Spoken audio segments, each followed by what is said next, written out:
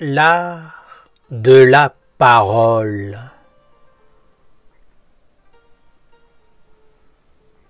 L'archange Gabriel vous a offert ce commandement. Tu ne regarderas pas ce que tu ne dois pas regarder, de peur d'être possédé. J'aimerais vous en offrir un comme une bénédiction.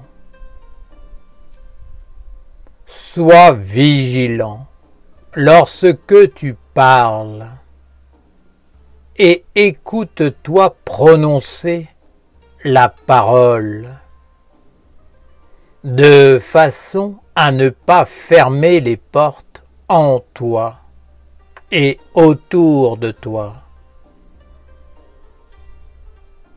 Éveillez-vous et cultivez-vous dans l'art de la parole. Rappelez-vous, Dieu vit dans la parole. Ne soyez pas des inconscients de Dieu, mais apprenez à le faire apparaître et alimentez-le pour qu'il puisse vivre avec vous et grandir en force et en sagesse.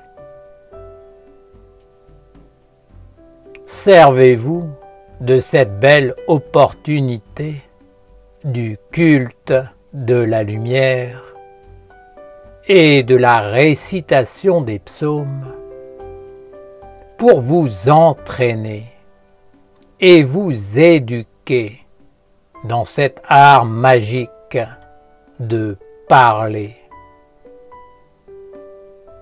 Rendez votre parole vivante et créatrice et soyez-en responsable.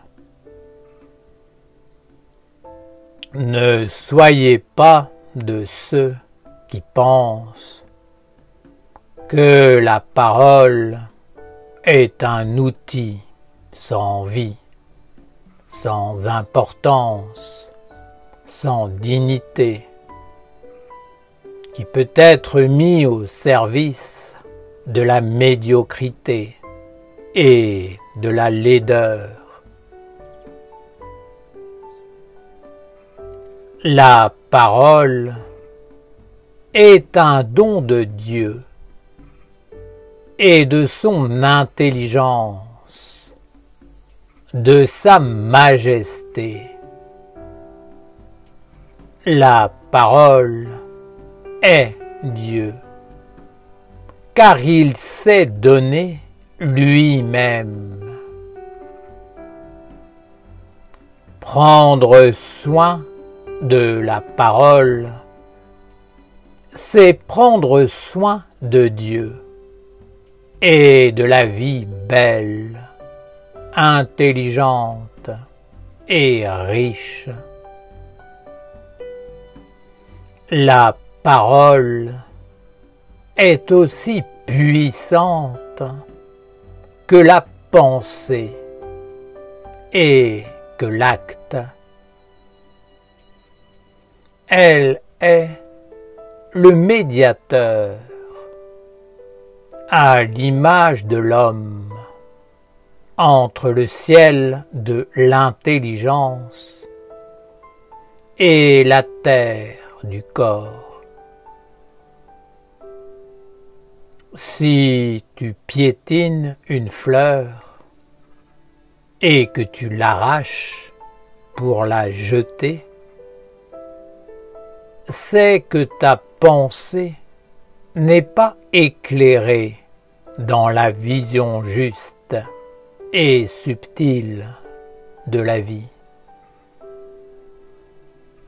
La pensée fait voir où elle éteint la perception juste ce qui conduira à l'acte ténébreux. La pensée est la perception. La parole est l'âme. L'acte ouvre ou ferme les portes. Tu profanes la fleur parce que tu penses qu'elle n'est rien, qu'elle n'est pas vivante, qu'il n'y a pas un être en elle, une vertu, une destinée, une utilité. Tu fais cela avec une fleur, mais tu le fais aussi avec la parole. Tu l'arraches en quelque sorte et tu l'utilises mal. Tu penses ainsi qu'elle t'appartient, qu'elle est à ton service et que tu lui es supérieur. En cela, tu te trompes, et celui qui se trompe sera trompé à son tour, car telle est la loi. La parole aime être avec Dieu, comme la fleur a besoin de la terre et du ciel. Ne prive pas la parole de Dieu d'intelligence, d'âme, d'invisibilité, sinon elle se fanera. Ne prononce pas des paroles sans vie, sans la lumière intérieure de la conscience et de l'ange. La parole aime être animée par la vie supérieure, emplie d'images, d'inspiration, de force de l'esprit. C'est ta vie intérieure, et uniquement elle, qui est le feu secret qui donne la vie et l'âme à toute chose. Rien au monde n'est plus puissant que ta vie intérieure. Dieu a créé le monde et il te demande de l'animer par ta vie intérieure. Si tu es éteint, tout s'éteindra.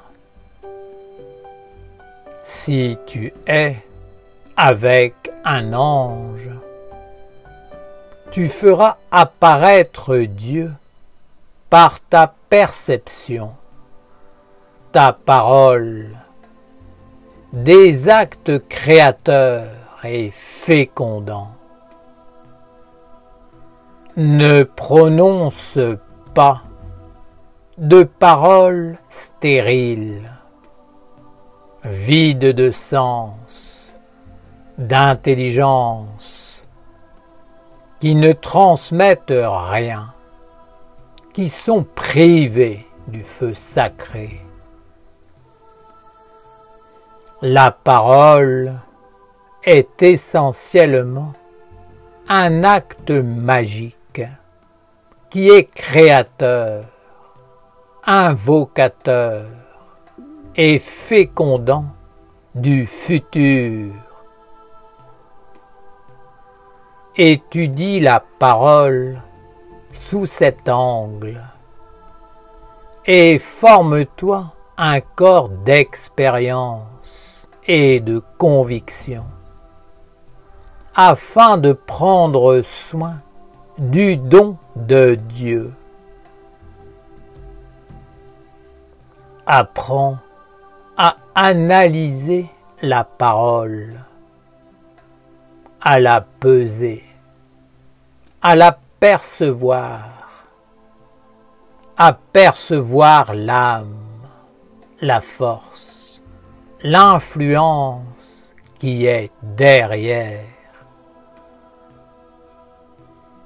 À travers les mots, tu peux rencontrer les esprits qui gouvernent et agissent derrière les apparences.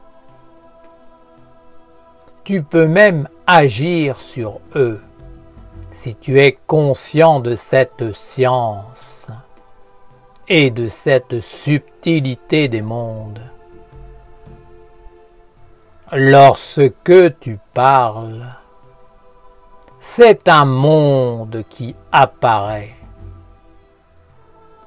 Lorsque tu es dans le silence, tu es libre. Mais lorsque tu parles,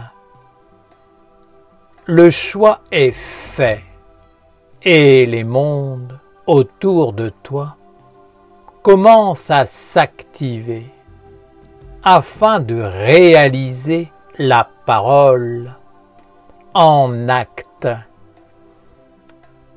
en chemin de destinée. Comprends cela, car tu dois bien réfléchir avant de prononcer la parole et de déclencher les événements, d'appeler les mondes. Parler, c'est invoquer un monde, et c'est aussi le transmettre, le mettre en mouvement.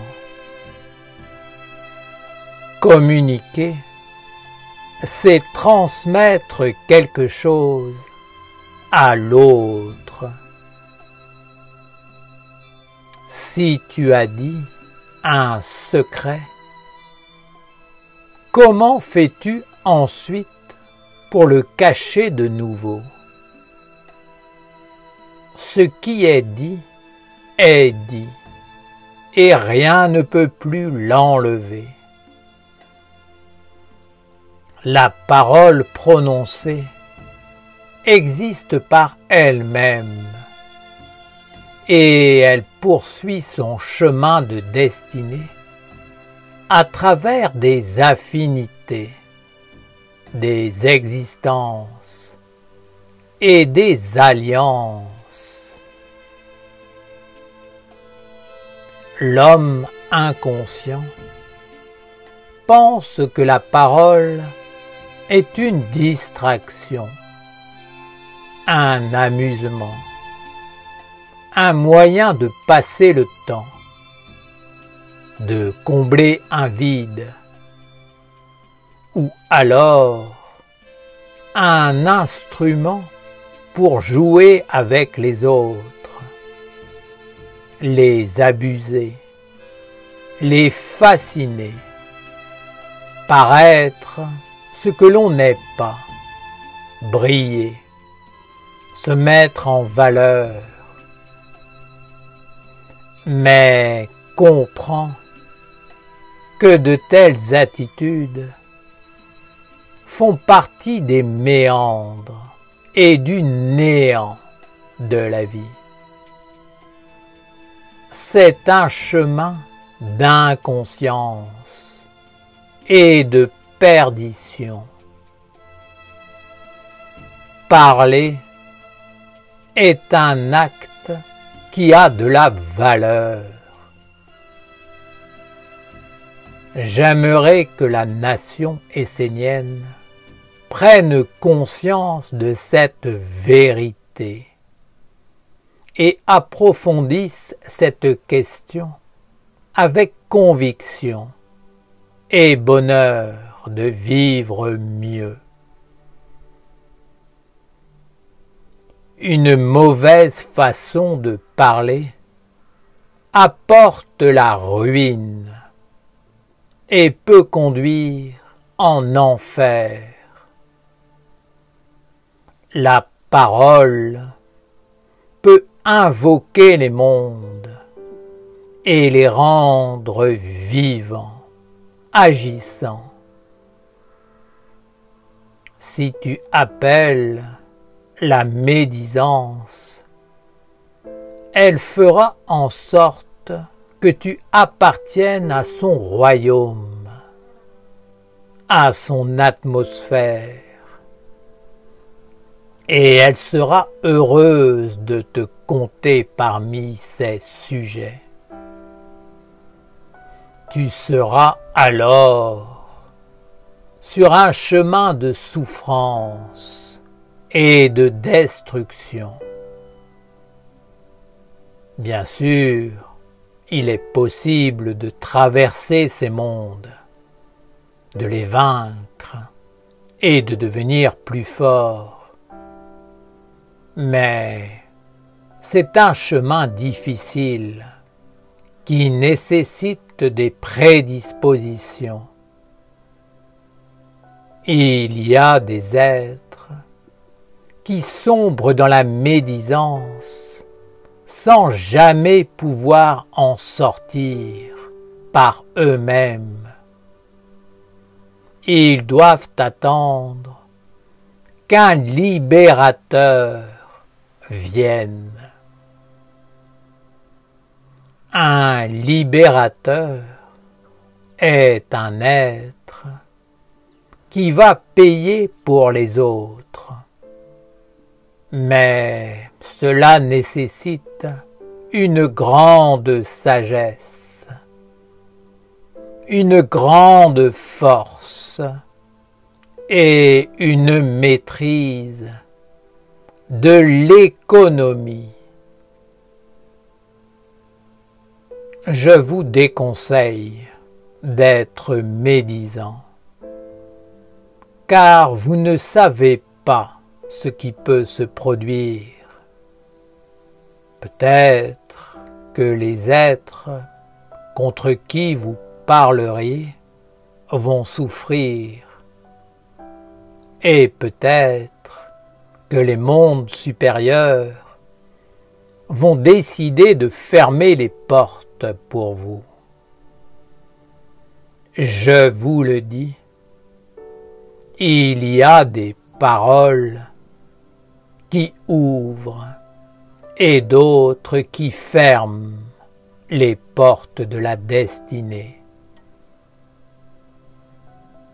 Si vous êtes médisant à propos d'un être ou d'une situation, parce que vous êtes en colère ou peu importe la raison, sachez que si cette parole qui doit atteindre cet être ne lui est pas destinée, ou que cela n'est pas juste, alors, comme un boomerang, elle reviendra vers vous, et vous devrez vous-même la vivre. Les maîtres de la destinée, qui sont les mondes supérieurs, estimeront que ce monde magique que vous avez appelé et incarné par votre parole doit vous être retourné afin que vous apportiez la solution. Si vous n'en êtes pas capable, vous devrez porter ce fardeau qui vous poussera à accumuler un grand nombre de faiblesses et de souffrances inutiles. La parole doit toujours être un acte bienveillant, bienfaisant, guidé par la sagesse et conduisant vers la grandeur.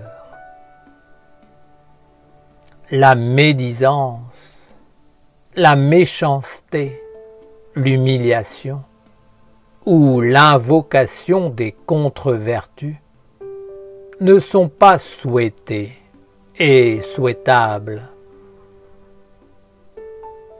Je demande aux Esséniens, aux Esséniennes, de prendre en compte cette science comme une nécessité vitale pour s'associer avec les mondes de la lumière et faire apparaître Dieu dans leur futur.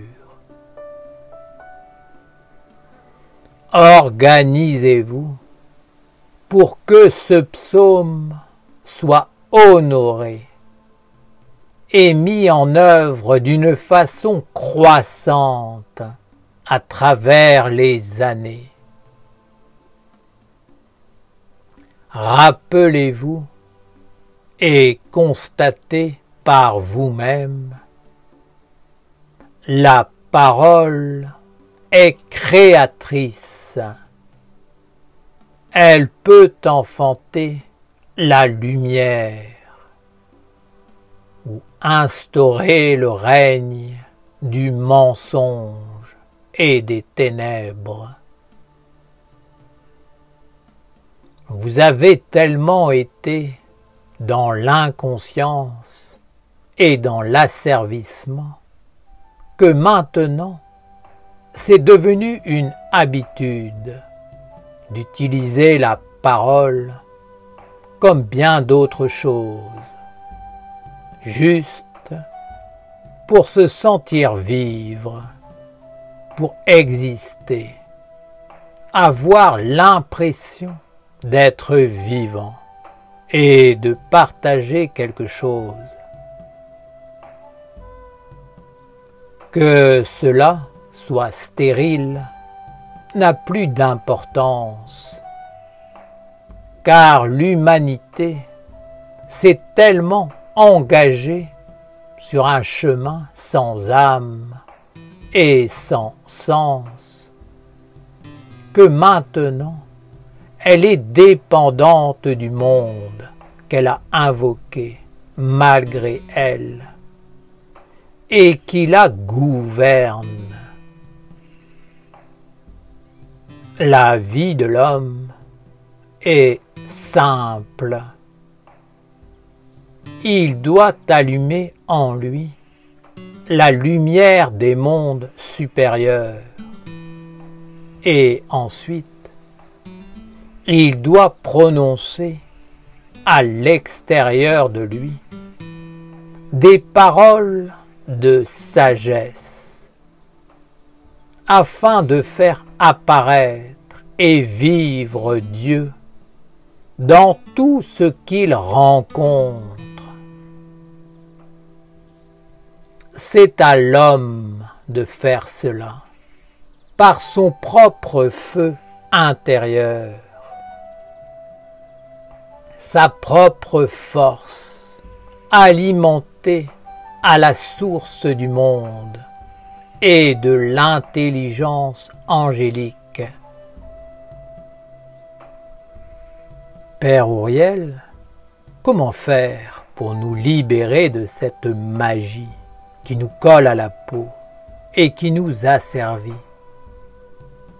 Car il est vrai que nous avons perdu la lumière intérieure et l'alliance avec l'ange qui nous permettait de prononcer des paroles de sagesse, d'amour et de vérité, qui donnaient la force aux dieux de la lumière. Tout votre être et toute votre vie doivent être repris et reconstruits. Vous devez faire apparaître une façon d'être au monde qui passe par une nouvelle vision et une éducation globale, une reconstruction intégrale. Tout, absolument tout, doit être repensé et reconstruit. Vous avez compris qu'il vous faut vous faire un autre corps et qu'il faut faire apparaître l'essence de votre être et des choses. Mais je vous dis que ce sont tous les organes physiques et subtils que vous utilisez tous les jours qui doivent être reformulés afin que vous viviez autrement, en honorant les mondes supérieurs. Le ciel n'est pas rien, il n'est pas vide. Vous ne le voyez plus parce que vous avez été mal éduqué et mal formé. Vous devez vous reprendre et mettre tout en place à travers la nation essénienne pour ouvrir un autre chemin et une autre façon de faire. Il s'agit de faire apparaître une autre éducation.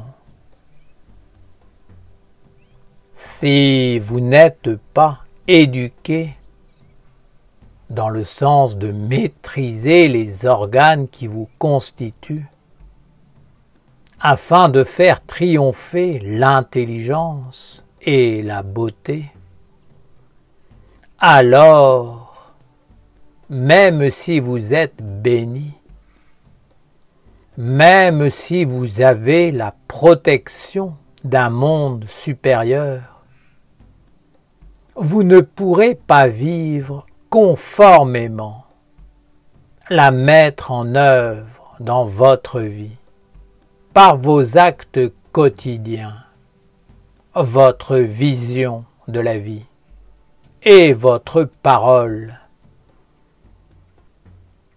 C'est comme si l'on vous donnait un trésor et que vous le jetiez, tout simplement parce que vous ne savez pas l'utiliser.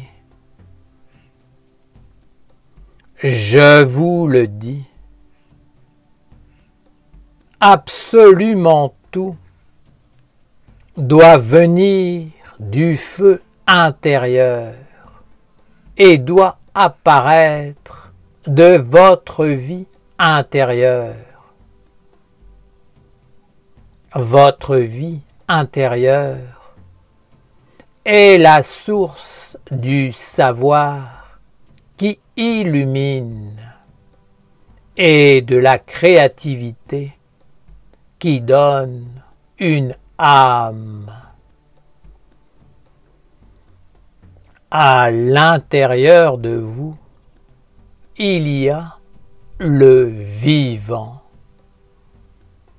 Cet être, lorsqu'il est éveillé, peut transmettre la vie, l'âme et la lumière à l'extérieur, en passant par les yeux, la parole, les gestes et par un grand nombre d'organes qui compose votre être.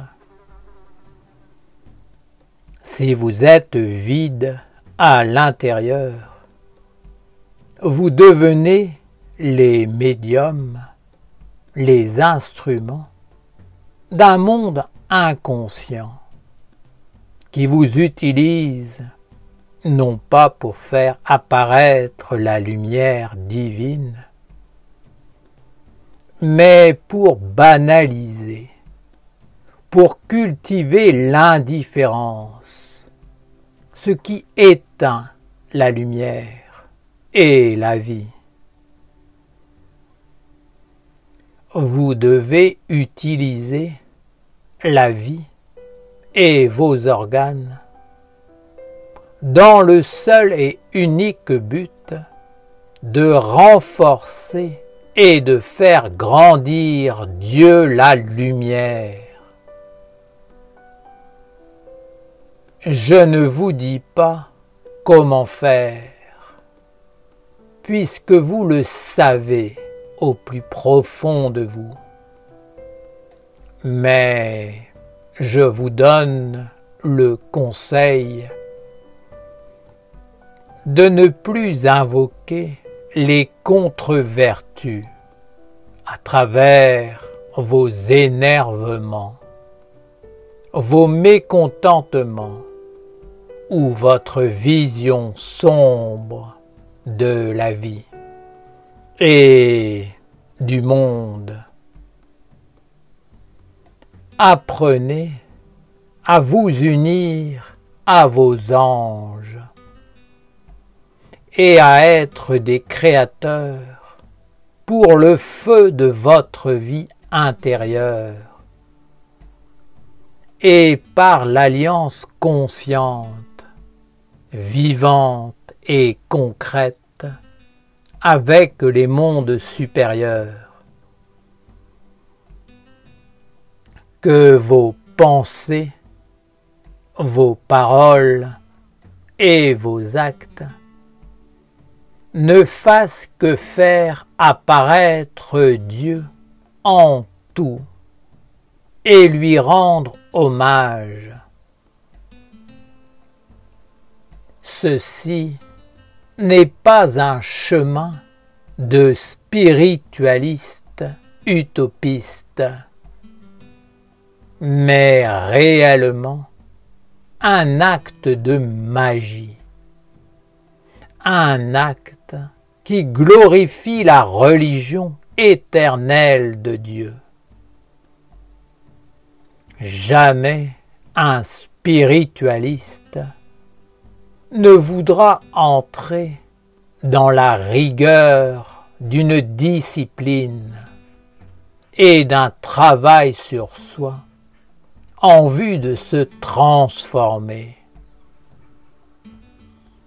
Les spiritualistes parleront de Dieu comme d'une abstraction bénéfique, comme d'un bien commun, et ils proclameront qu'il faut chercher à être parfait à l'extérieur.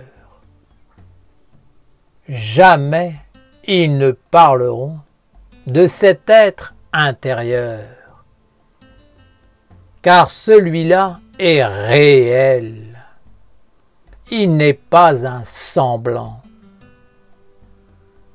Si tu écoutes ta parole et si tu l'éveilles, elle te conduira vers lui et tu verras ce qui vit réellement à l'intérieur et qui se cache derrière ta parole. Alors, peut-être, accepteras-tu de voir que ce qui vit en toi n'est peut-être pas très joli et que, peut-être, effectivement, il est important et urgent de changer tout cela. Dieu a fait apparaître ce monde pour que vous fassiez apparaître Dieu en ce monde. Alors, faites-le. Et pour cela, unissez-vous avec l'intelligence supérieure et la beauté intérieure de Dieu. Lorsque Dieu est présent, tout est parfait, clair et sage. Comprenez que la parole est une magie puissante et agissante. Prenez-en conscience. Si vous ne prononcez pas les bonnes paroles, vous attirerez la colère et le mécontentement des mondes supérieurs, et vous serez obligé de manger la conséquence de vos pensées, de vos paroles et de vos actes injustifiés. Vous devrez les respirer, les porter et les vivre.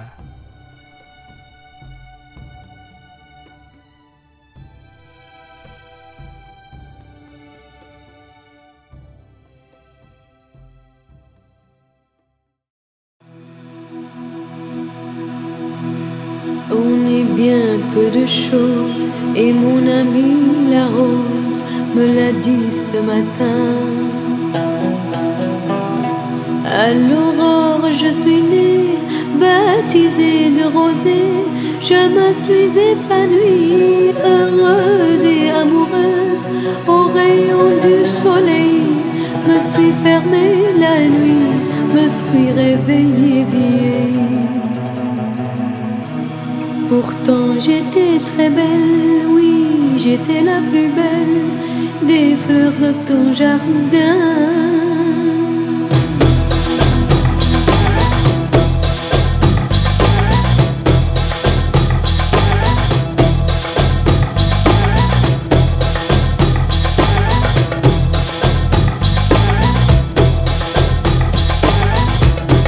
On est bien peu de choses et mon ami la rose me l'a dit ce matin. Voilà Dieu qui m'a fait courber la tête, et je sens que je tombe, et je sens que je tombe. Mon cœur est presque nu, j'ai le pied dans la tombe, déjà je ne suis plus. Tu m'admirais que hier, et je serai poussière pour toujours demain.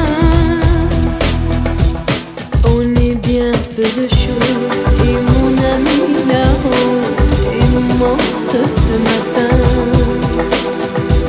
La lune cette nuit a veillé mon ami, moi en rêve j'ai vu éblouissante et nue son âme qui dansait bien au-delà du et qui me sourit.